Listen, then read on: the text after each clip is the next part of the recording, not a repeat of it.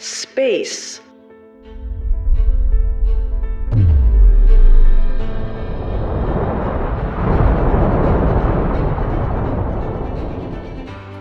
Faraway stars.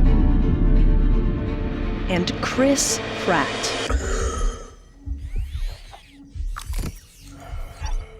In the movie Passengers, it's said that it will take 120 years for 5,000 colonists to reach Homestead 2. So the colonists wait in hibernation. Long-distance space travel with humans is still far beyond our current capabilities due to problems like aging and a limited capacity for nutrients. The movie overcomes these obstacles via movie magic. But how could cryosleep be done in reality? Lots of inspiration for new technology comes from the animal kingdom. Birds can fly, so we build planes. Fish can swim, so we build submarines. Bedrock burrs just exist and are apparently the reason we have Velcro. But let's stick to something that more closely resembles a human, like a ground squirrel. Unlike other squirrels, it spends most of its life eating and drinking almost nothing. Ground squirrels spend 8 out of 12 months in a hibernation state called torpor, or severe metabolic suppression. In torpor, these animals can survive otherwise deadly conditions without much food or exposure to danger. In this condition, their heart rate, metabolism, and body temperature are incredibly low. So low, in fact, that their body can survive with almost no nutrients. Us humans can't do that. Most of us require multiple rounds of nutrients per day under the best of circumstances, let alone hard ones like space travel. Nevertheless, torpor has inspired some medical innovations. In emergency medicine, doctors can induce torpor through a medical practice called a therapeutic hypothermia, which uses cooling blankets, ice packs, and cooling pads to reduce the temperature of the body after cardiac arrest. The metabolic rate is significantly decreased by lowering the body temperature by 5 to 7%. We're talking about a metabolic decrease of 25 to 50%, which gives doctors a lot more time to treat the patient's worsening condition. One real-life application of this technology was successfully implemented not that long ago in a procedure called suspended animation. Researchers from the University of Maryland School of Medicine have been researching a technique called emergency preservation and resuscitation used for cardiac arrest from trauma. In this procedure, the patient's blood is replaced with a cold saline solution, which induces a state of hypothermia and slows down the metabolic activity. This effectively buys time for surgeons to treat injuries that might otherwise be fatal, after which the blood is rewarmed, put back into their body, and their heart restarted. Human space travel has been practiced for decades now. For a long time, the moon seemed to be our limit. The distances in space are simply too far to be traveled by a human with an 80-year lifespan. But if the space crew could spend most of the flight in a torpor-like state called cryosleep, we might be able to push the boundaries of space travel. As promising as cryosleep sounds,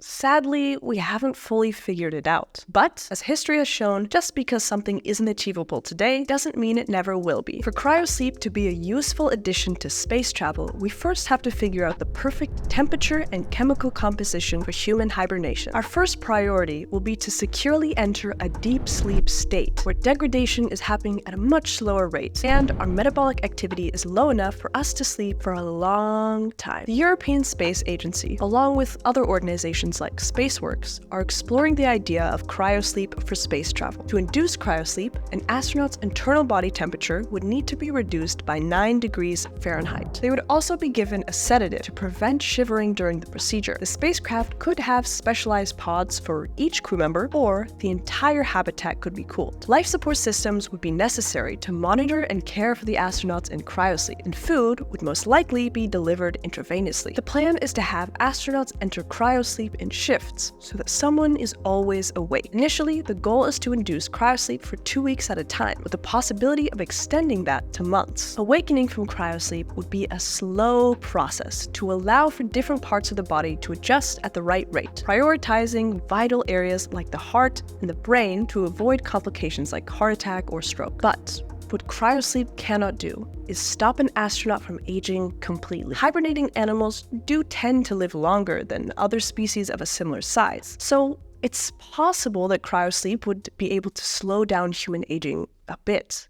But not enough to send people on 100-year journeys through space. The other option is cryopreservation, which we talk about a lot on this channel, so be sure to subscribe to get more information about it. With cryopreservation, instead of reducing metabolic activity, it's stopped completely. The main obstacle is that the technology to safely rewarm a cryopreserved human has yet to be developed. Cryopreservation currently involves replacing the water in the body with cryoprotectants, which is done after legal death. These cryoprotectants prevent the formation of ice crystals once the patient is cooled below freezing temperatures. These cryoprotectants have some toxicity which must be removed before rewarming. And while this is possible in smaller organisms, scientists do not yet know how to do this safely in humans. Also, we don't yet have the technology to revive a person out of cryopreservation. For that reason, this method is currently only used in the field of cryonics, not space travel. The goal of cryonics is to preserve humans until future medical technology can treat their cause of death and revive them. While it's not fully developed yet, it has the potential to revolutionize space travel, life extension, and so much more. Now, I'm trying to figure out what kind of technology they're using in this movie. Comment your guesses down below. And while you're at it, be sure to click on this video to see what Dr. Kanziora has to say about how future revival might work.